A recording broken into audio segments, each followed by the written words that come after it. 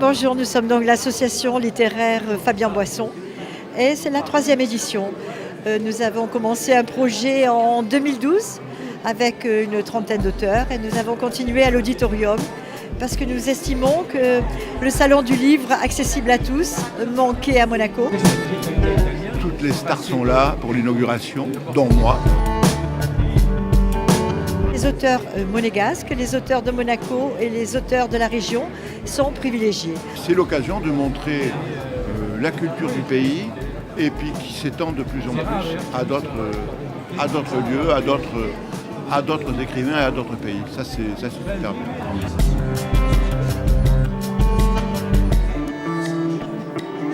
Nous avons élargi aux autres, puisqu'aujourd'hui nous en avons de Marseille, d'Italie, nous avons monsieur le fils du conseil du Haxastan, du consul du Haxastan, et nous avons des Brésiliens, nous avons deux auteurs qui sont venus donc de Paris, mais à la base, notre mission, c'est de mettre en exergue à l'honneur surtout les auteurs du pays.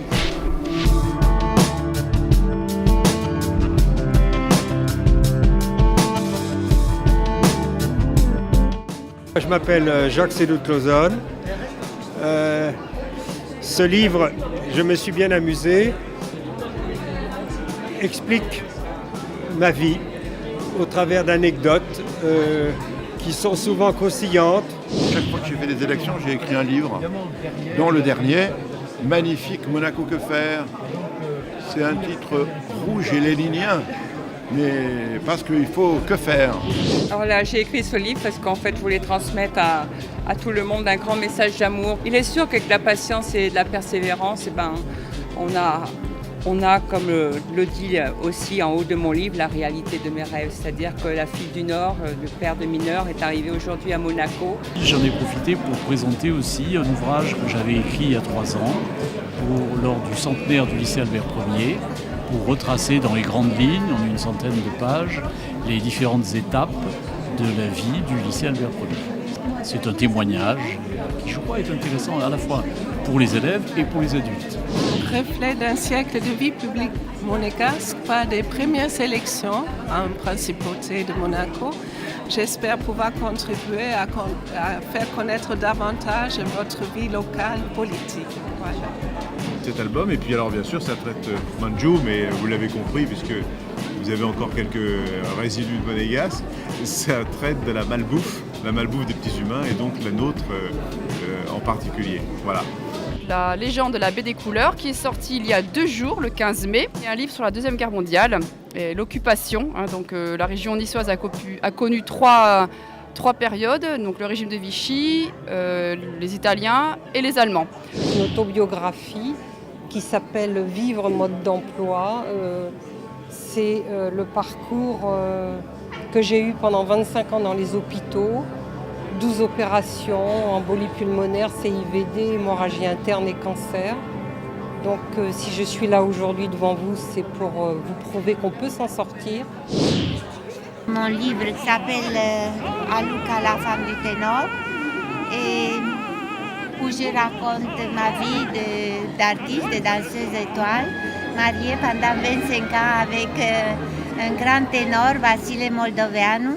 Nous sommes au 3e rencontre littéraire de Monaco pour présenter notre roman historique, Napoléon Résurrection. Donc c'est vrai qu'il y a eu l'histoire officielle, mais dans l'histoire officielle, il y a aussi l'officieux qui a également existé et c'est ce qu'on sort également au niveau de ce livre. Alors là, c'est un ouvrage qui parle des sites historiques des Alpes-Maritimes.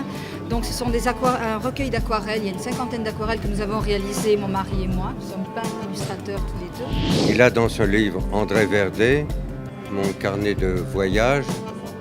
C'est la vie d'un très grand poète qui était l'ami de Picasso, de Miro, et que j'ai rencontré vous n'étiez pas né, il y a plus de 50 ans. Dans ce livre, il y a tous les dessins qui sont un peu une espèce d'éphémérie de mon métier de peintre et de dessinateur, puisque le dessin est un peu la gymnastique du peintre. Monaco.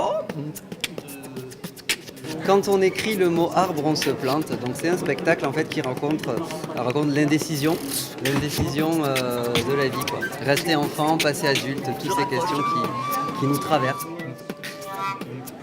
Dans le cadre des rencontres littéraires, nous avions organisé le prix concours lycéen, interlycéen, le prix littéraire. Donc qu'il s'agisse de poésie ou bien de nouvelles, donc de très nombreux élèves ont produit des textes très intéressants.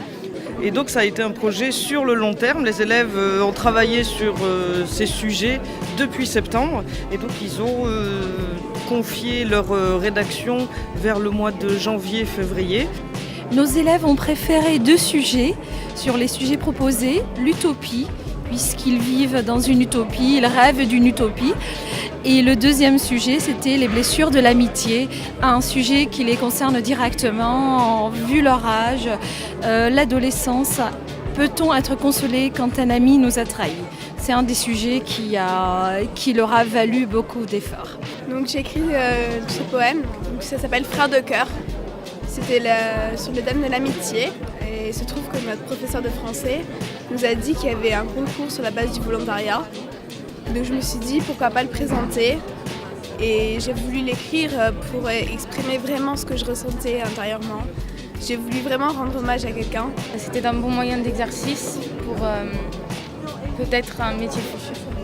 On donne la chance à tous ces jeunes écrivains de présenter leurs livres. Pour Monaco, c'est vraiment extraordinaire et je remercie la principauté de nous donner cette chance.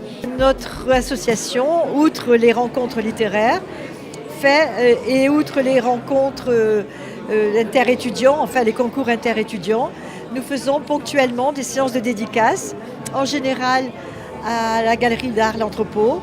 Et d'ailleurs, nous en avons fait une au mois de novembre, nous aurons la prochaine pour la rentrée littéraire du mois de septembre.